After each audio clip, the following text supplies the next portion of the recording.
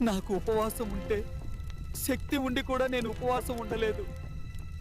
ఈ రోజు ఈ శిక్ష నేను అనుభవిస్తున్నాను.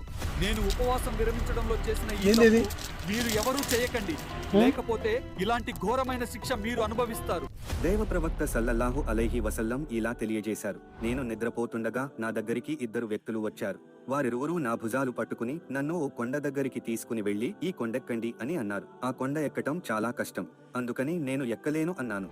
అందుకు వారు, మేము మీకు సౌలభ్యాన్ని కలుగజేస్తాం, ఎక్కండి అన్నారు. అప్పుడు నేను కాస్త ధైర్యం తెచ్చుకుని కొండ పైకెక్కి శిఖరం వరకు చేరుకున్నాను. అక్కడ ఏవో భయంకరమైన అరుపులు, ఆర్తనాదాలు వినిపించసాగాయి.